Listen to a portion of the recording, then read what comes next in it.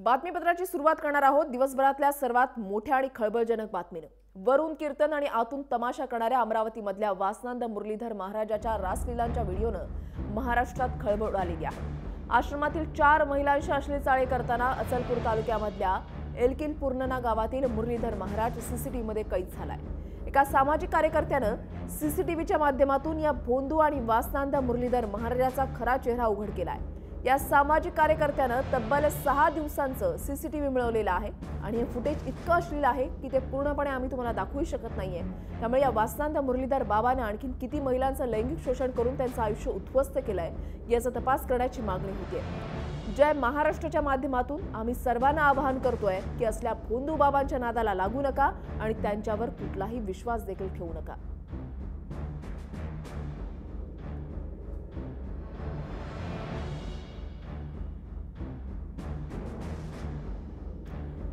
वासनांद बाबाचे हे अश्लील चाळे सीसीटीव्ही कॅमेरामध्ये कैद झालेले आहेत। 6 दिवसांचे फुटेज मिळवलेले आहे। आम्ही आपल्याला सांगू इच्छितो हे स्टिंग ऑपरेशन हे फुटेज हे जय महाराष्ट्राचं नाहीये। जे तक्रारकर्ते होते सामाजिक कार्यकर्ते होते त्यांनी या ठिकाणी हा कॅमेरा लावून हे संपूर्ण फुटेज जे आहे ते मिळवलेलं आहे।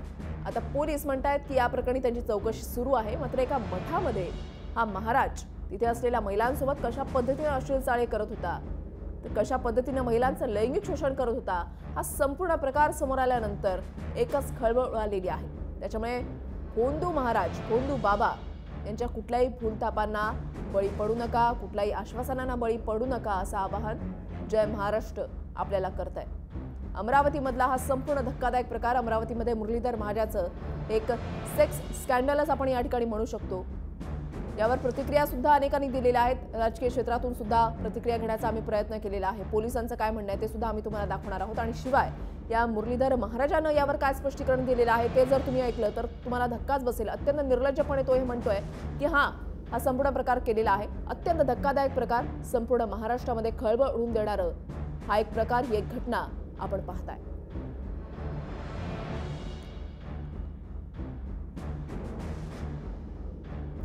जे तक्रारकर्ते आहेत सामाजिक कार्यकर्ते ज्यांनी हे संपूर्ण रेकॉर्डिंग केलेलं आहे त्यांचं नेमकं काय म्हणणं आहे ते आता पहा। या मुरलीधर महाराजांनी अनेक वर्षापासून अनेक महिलांचा लैंगिक शोषण केल्यामुळे तेथील अनेक महिला पीडित महिला यांनी दबावात येऊन आतापर्यंत कोणत्याही प्रकारची पोलिसात तक्रार केलेली नाही आहे। परंतु अशा प्रकरणात एका पीडित महिलेने मला स्टिंग ऑपरेशन करून त्या अश्लील लैंगिक शोषणाचे व्हिडिओ क्लिप माझ्याजवळ न्यायाकरिता आणून दिलेली आहे। सेक्स स्कॅन्डलची आसेगाव पोलीस स्टेशनमध्ये 30 तारखेला रात्री 10 वाजता तक्रार नोंदविली आहे। भविष्यात कोणत्याही महिलेचा लैंगिक शोषण होऊ नये याकरिता मी ही तक्रार दाखल केलेली आहे व मला पोलीस प्रशासनाकडून अपेक्षा आहे की ती या प्रकरणात खरोखरच कारवाई करणार व या अश्लील कृत्य करणाऱ्या मुरलीधर महाराजाला अटक करून ते मला न्याय देईल व स्त्री जातीला सुद्धा न्याय देईल अशी मला आशा आहे। तर संपूर्ण प्रकार समोर आल्यानंतर या मुरलीधर बाबांना काय स्पष्टीकरण दिलंय ते सुद्धा आता पहा। कुठून पोलीस स्टेशनला कोण आहे, कोणा महिलेचा तक्रार? पुलिस स्टेशन पहिल्यांदा नाव ऐकतोय मी। आपने वीडियो देखा? वीडियो उन्होंने दिखाया ना मुझे, उनकी इसमें था वो क्लिप में क्या क्या बनाया उन्होंने। वीडियो में दिखने वाले महाराज इनके जैसे है? नहीं वो क्या है क्या नहीं उन्होंने देखा, ये आपसे मिलती है बोले ये आप है, मतलब ठीक है भाई जो भी है ऐसा फलाटी का जो उन्होंने बनाया। तर पोलिसांनी याबाबत काय भूमिका घेतली आहे ती आता पहा। पोलिसांना येऊन तक्रार दिली की बा पोलिस नासेगाव हद्दीमध्ये एक मठ आहे आणि या मठामध्ये काही महिलांचे लैंगिक छळ केला जातो सर। या प्रकरणात त्यांनी तक्रार दाखल केला। तो दाखल करून आम्ही आयजीटी आमचा रेकॉर्डर घेतला आणि या प्रकरणामध्ये आता सध्या चौकशी सुरू आहे। चौकशीमध्ये जर काय कोणी विटनेस किंवा कोणी व्यक्ती समोर जर आलं त्याच्यामध्ये गुन्हा दाखल होईल। तर या बाबाला गजाआड केल्याशिवाय महिला तक्रार करण्यास पुढे येणार नाहीत, त्यामुळे बाबाला गजाआड करा अशी मागणी राष्ट्रवादी काँग्रेसच्या नेत्या चित्रा वाघ यांनी केली आहे। विनोद आकरे जे पीआय आहेत त्यांच्याशी बोलणं झालंय आणि त्यांनी सांगितलंय की ज्या महिला तिथं पीडिता आहेत त्यांची इन कॅमेरा स्टेटमेंट नोंदवायचं काम चालू आहे, परंतु त्या तक्रार करायला पुढे येत नाही। तुमच्या माध्यमातून मला आवाहन करायचं आहे की महिलांनी पुढे यायला हवं। महिलांना विश्वासात घ्यायला हवं आहे. पहिल्यांदा महिला पुढे येत नाही याचं एक कारण हेही असेल की या गोष्टींची गोपनीयता राहत नाही. अचलपूरमधलं हे एकलीपूर्णा गाव हे एक छोटं गाव आहे आणि अशा वेळेला ज्या महिला हिमतीने पुढे येत आहेत त्यांची गोपनीयता राखणं तितकंच महत्त्वाचं आहे.